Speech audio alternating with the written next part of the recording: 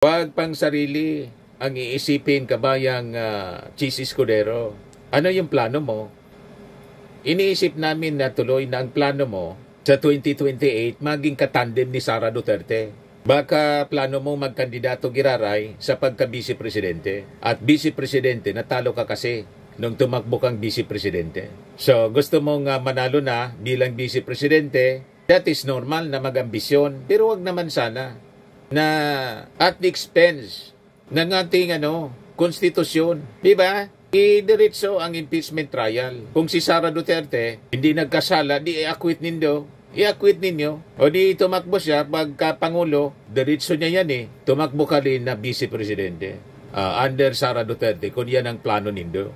Walang problema yan. Pero kailangan dumaan muna sa trial si Sara Duterte.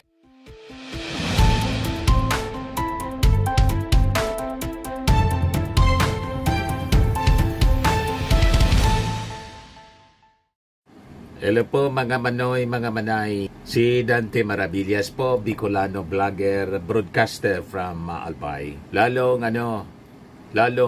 nagdakol ang mga grupo at mga eskwelahan na nangangapunan mga kababayan para isulong ang impeachment trial laban kay Sara Duterte. Kaya sa hiling ko mga kababayan, mga Bicolano at mga Pilipino sa buong mundo, madidipisilan ang liderato ni Cheese Escudero sa pagdakol, lalong dumarami.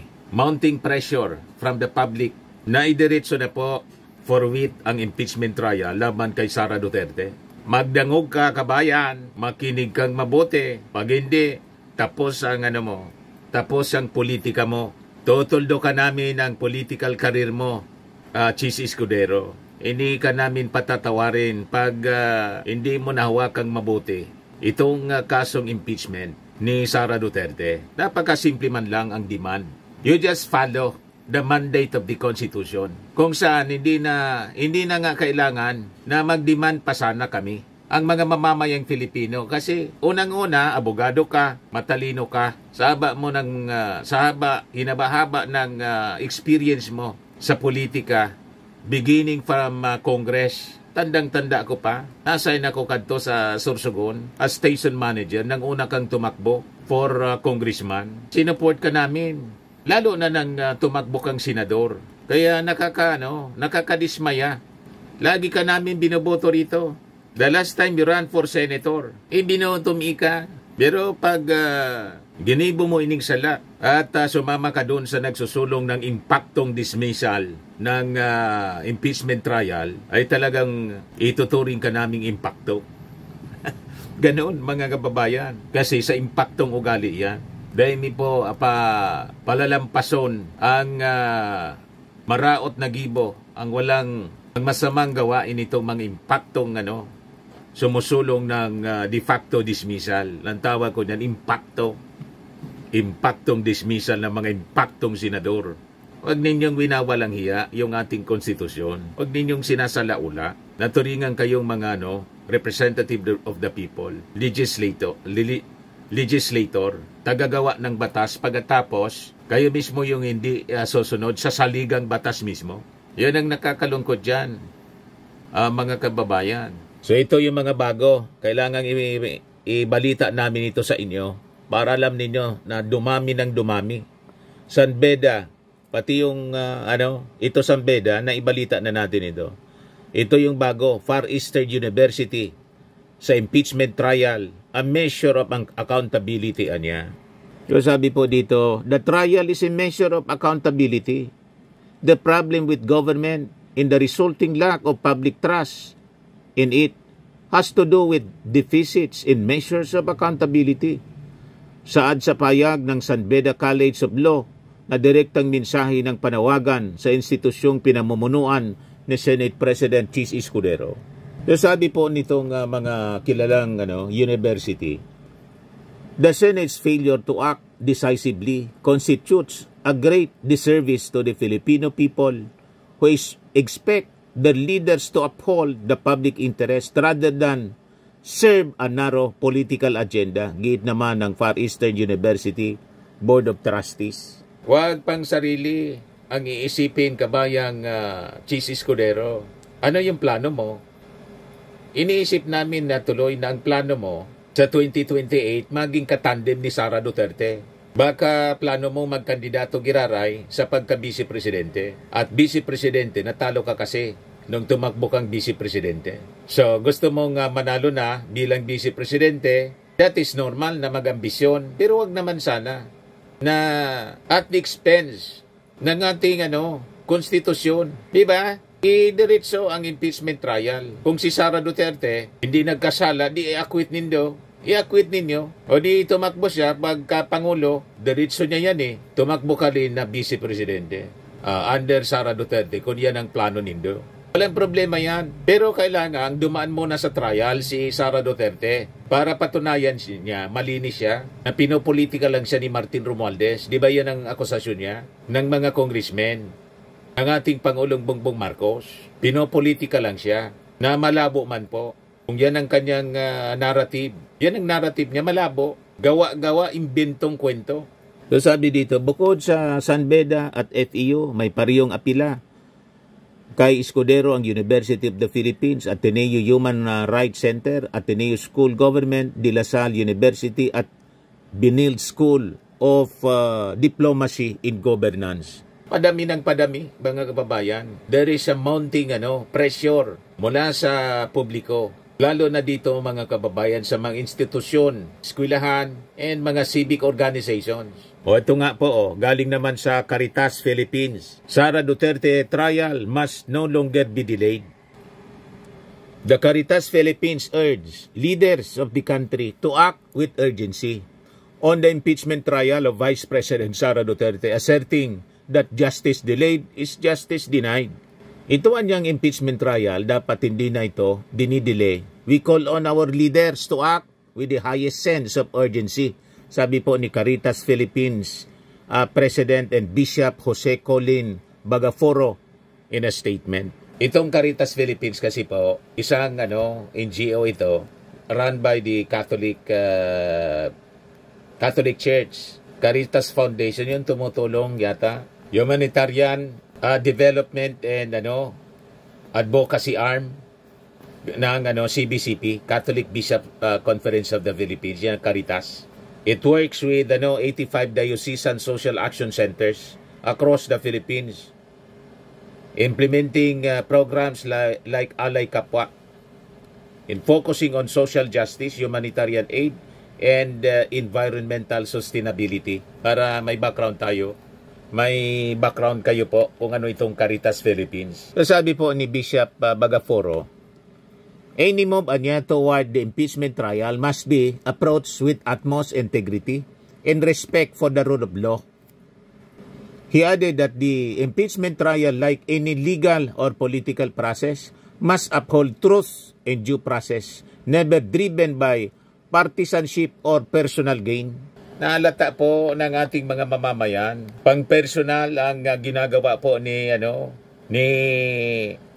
Chis Escudero. Tingin niya, pag pinalampas niya si Sara Duterte, tatanggapin na lang ng ating mga mamamayang Filipino. Baliktad po, pag hindi ninyo idinaan sa impeachment trial as mandated by the Constitution, magpi-people power po. Kasama kayo, this will be the first people power ng target po, Senado. Hindi Palasyo Malacanang, kundi Senado. Kung walang kasalanan, tingin ninyo, walang kasalanan si Sara Duterte, idaan pa rin sa trial. Then, i-acquit ninyo. Walang problema yan. Matatanggap, sabi ko sa mga previous vlogs natin. Tatanggapin yan ng ating mga mamamayang Filipino, ma-acquit si Sara, basta't dumaan sa tamang trial. Pero pag babarasuin po ninyo, hindi ninyo itutuloy, i-dismiss ninyo without the benefit of trial. Ang ibig sabihin kasi niyan, cover up, lalong magdududa yung mga tao na may pinagtatakpan mismo si Sara, yung mga pagkakasala niya na nakasulat sa articles of impeachment, ang ibig sabihin, totoo. Kaya kino-cover up ninyo. Hindi kanyo yan mapapatawad ng ating mga mamamayan, Chis Escudero. Tandaan mo yan. Nakikita mo ang mounting pressures galing sa publiko. Organic po itong galit. Ramdam natin ang galit ng ating mga mamamayan. Sabi dito, the ultimate goal must always be the concern for the welfare of the Filipino people, especially the poor, the marginalized, and those whose voices are often unheard. Let this be a time for our leaders to show moral courage, for our institutions to stand firm in justice, and for all citizens to demand accountability rooted in compassion and truth. Correct, mga kababayan. The Caritas Philippine President also urged the public to unite and pray that the current situation of the country would eventually lead to genuine peace, good governance, and a more just society. Hindi po pwede ang agenda po ni Bato de la Rosa. Mga kababayan, magkakagulo. There will be anarchy in the streets. Yan ang ayaw natin eh. Sino pang susunod sa batas, mga kababayan, kung yung Vice Presidente mismo, na sana'y magbanta, gustong ipapatay yung ating Pangulo, si Lisa Marcos at si Martin Romualdez, at hindi natin pananagutin. So you are normalizing violence, terrorism. So, pwede na pala yung magbanta. Ano pang rason na hindi natin pagbantaan sila din? Tulad ng pagbabanta ni Sara Duterte. Yun, mga kababayan, ang magiging resulta niyan. Ilalagay sa kamay, kanilang mga kamay, ang batas. Mata sa mata, ngipin sa ngipin, mga kababayan, ang mangyayari niyan. There will be collapse of law and order. Kasi yung mismo ng ating mga senador, sila na yung nagbabiolate ng ating saligang batas. Hindi sumusunod sa ating saligang batas. Tama po yung ating mga analysis. Ngayon, yung Ateneo School of Government nagpalabas na rin po ng statement. Ito siya. Sabi yan, Statement of the Ateneo, a School of Government, ngayon pa lang po, June 7, on the impeachment proceedings against Vice President Sara Duterte. We stand for ethical leadership in public service. We call on the Senate to fulfill its constitutional duty and to proceed with the impeachment trial of Vice President Sara Duterte. Dispensing the case without the benefit of a trial is a dereliction of duty and a clear attempt to whitewash the accusation raised against a public official. Tama. Gusto nilang whitewashin si Bato de la Rosa. Gustong i-whitewash, mga kababayan, sa pamamagitan ng pagpakalat for signature ng impacto dismissal ng impeachment trial. Grabe po ang itong si Bato de la Rosa. Kaya pag lumabas yung warrant of arrest ng ICC po at i-implement ni General Torre, matutuwa po yung ating mga mamamayang Pilipino. Pag binitbit ito tulad ni Digong, papuntang Dahig, diniliber ng Interpol. Sumubra si Bato de la Rosa.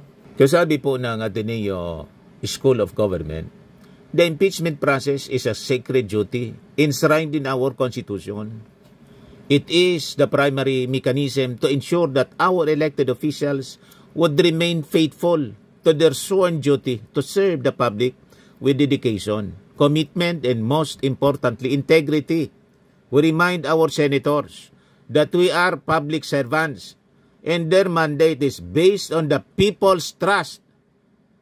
We pray that they would remain true to what the Senate institution stands for, upholding the Constitution, promoting democratic values, and serving the national interest. Convene the impeachment court now. Yan ang panawagan po ng Ateneo.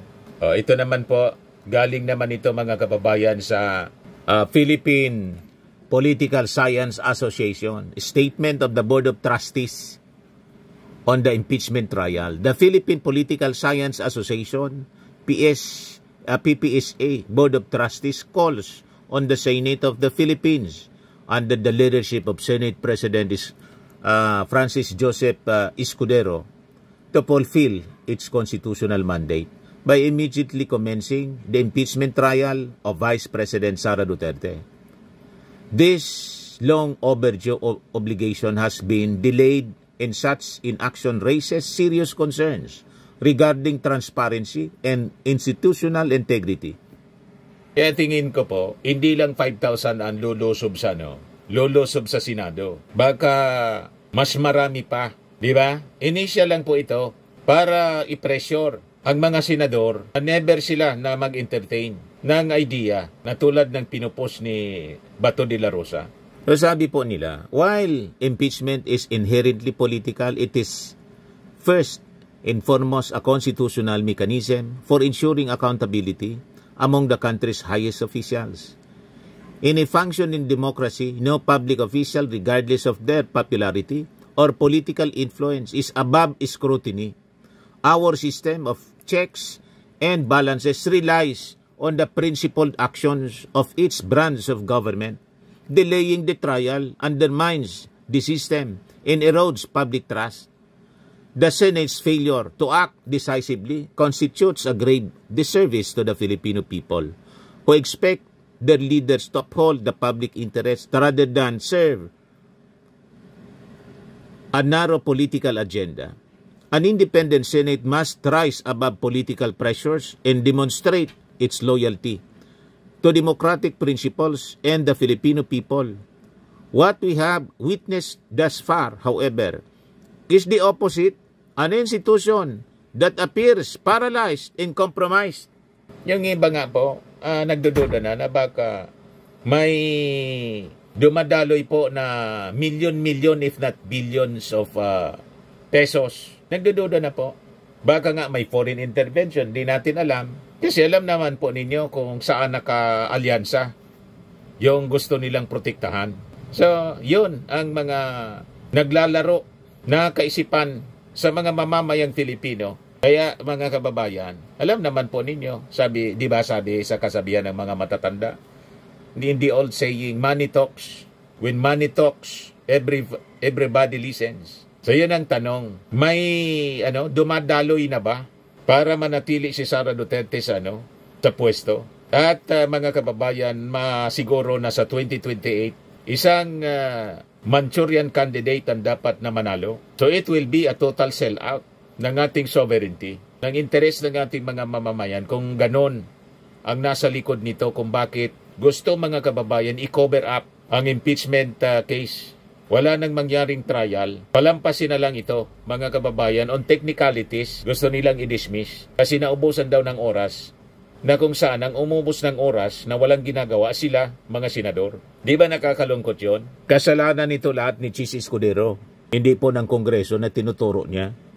In leading the country's Professional Association of Political Scientists, the PPSA, DOT reaffirms its commitment to the values of accountability, transparency, and institutional integrity. These principles are the very foundations that safeguard the people from political abuse. We therefore urge the Senate, commence the impeachment trial now. Iyan po ang panawagan ng bayan ngayon. Parami ng parami ang nagsasalita mga kababayan at kumukundina sa mga ginagawa ng Senado. O ito po yung grupo ni Father Flaby. Kung may salaan niya, i-convict. Kung wala, i-acquit. Ganon lang naman po. Hindi natin malalaman kung may sala o wala, kung hindi dadaan sa trial. Sabi rito, hinikayat ng mga pari ng Simbahang Katoliko ang mga Pilipino na magkiisa sa prayer vigil na gagawin simula Lunes, Hunyo 9 hanggang Miyerkules, June 11 para sa impeachment trial ni Vice President Sara Duterte. Ayon kay Father Flaby Villanueva SBD, hinimok ang pakikiisa ng publiko dahil sa umano'y lantarang pambabaliwala ng mga senador sa konstitusyon ng Pilipinas sa muling pagpapaliban ng Senado sa paglilitis sa Vice Presidente. Sabi po niya, kaya hindi po natin ito dapat payagan. Jesus tells us, I am the way, the truth, and the life. There could be no way when people start to corrupt what is the truth. And there can be no truth when people start spreading lies. And more importantly, kung ang buhay po ay binabastos at tinutukhang, we have to stand.